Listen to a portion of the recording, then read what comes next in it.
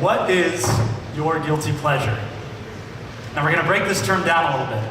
Guilty means that you're a little afraid to share it with people, or you just haven't really shared it before. And pleasure is something you actively pursue. So your guilty pleasure can't be that you're on Netflix or that you like Amazon Prime. It has to be something you constantly research and learn more about. For example, my brother loves military history. And so he does everything from look up battles in World War II to look up videos about war. And he recently finished a Navy SEAL camp that he volunteered for and paid for to go to.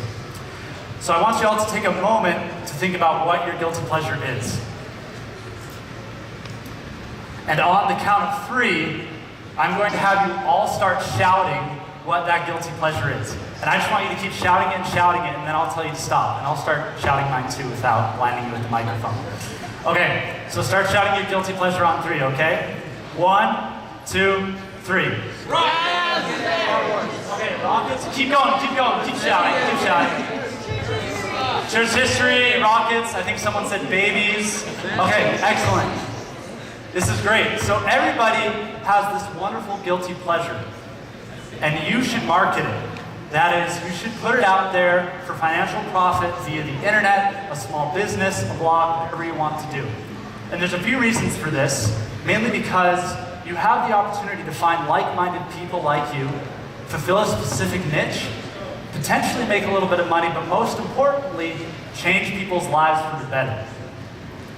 So the first point you need to focus on is that there is someone out there just as weird as you are. And if you don't believe me, believe the internet.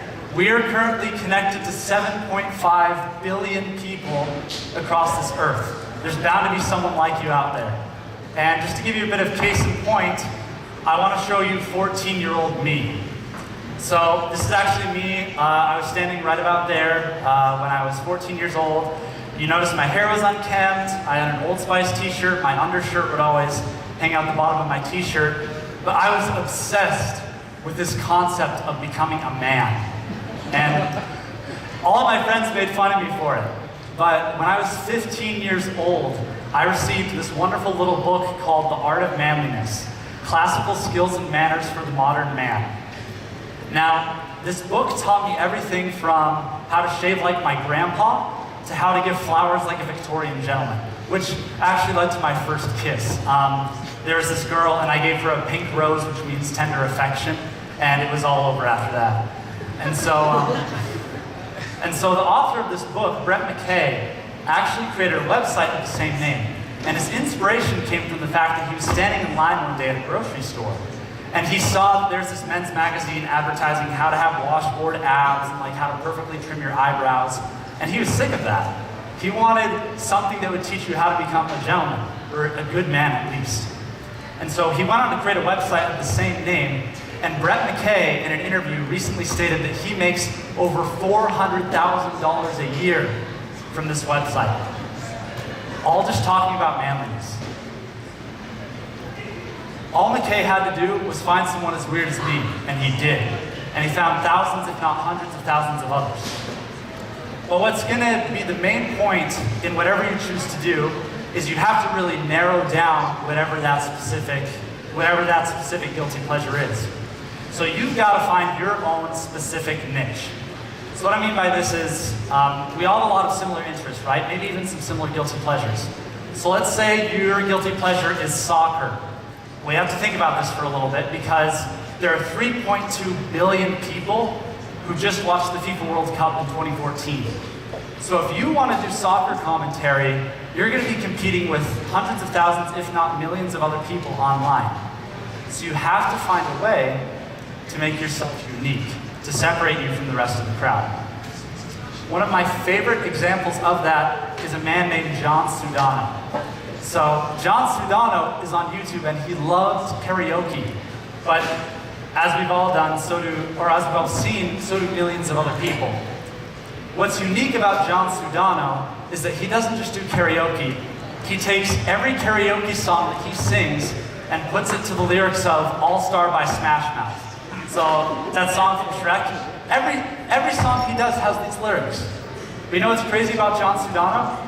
He has over 600,000 YouTube subscribers as of 2 weeks ago, and his total view count is over 41 million. 41 million people have seen him sing karaoke, Chainsmokers, to the lyrics of All Star by Smash Mouth. And you may not like this or find that it's interesting, and that's completely okay, because John Sudano has found 500,000 people who are. No matter what your interest is, as long as you make it specific and direct, people will buy it, and people will come and flock to it. Now, as I said before, there is the potential you have to make money off of marketing your guilty pleasure, whether it's making a book or putting it online. But that's not what's most important. What's most important is by sharing your guilty pleasure out there for everyone to see, is that you have the opportunities to start changing some other people's lives. One of my favorite examples of using a guilty pleasure to benefit other people is a man named James Perry. Some of you may know him from Studio C, but James Perry is one of the main actors, but that actually wasn't his plan for life. James Perry thought he would benefit most of the world by becoming an engineer, so that's what he did.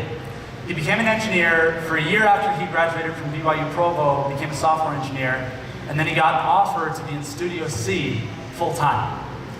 And so while he thought that he was going to benefit a lot more people by engineering, this is what he said about how Studio C changed his life. So I joined Studio C as a full-time employee, and that's when my life changed. We started getting letters from fans, some of them saying, "In my darkest days, the only thing that brightens my day is Studio C." Or, "We're so glad that we found high-quality entertainment we can watch together as a family. It brings us together and makes us feel like a unit." It almost started to seem like my goofing off was the thing that had purpose. And that's where my whole perspective changed. I realized that I had more purpose and was actually more useful by doing something that was important to me instead of doing something that I assumed was important to the people that I wanted to help. That's pretty cool, huh?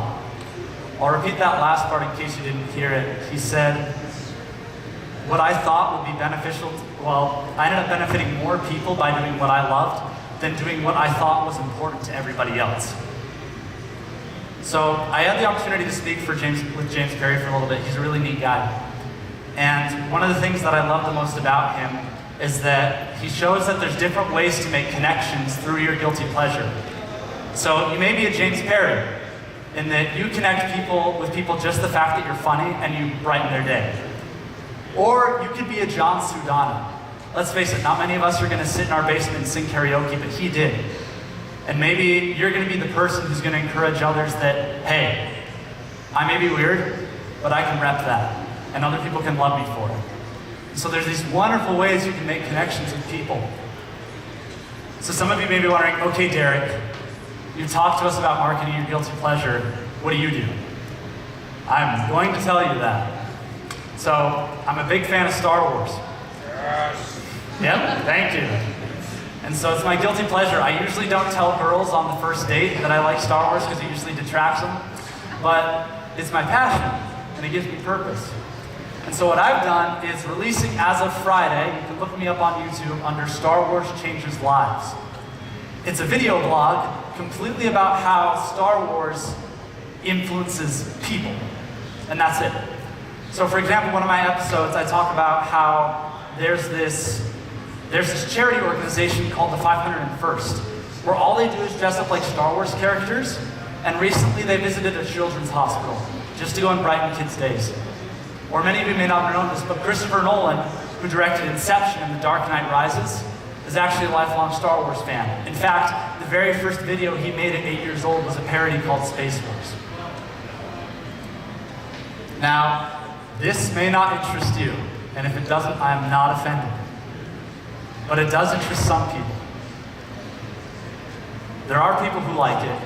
There is a specific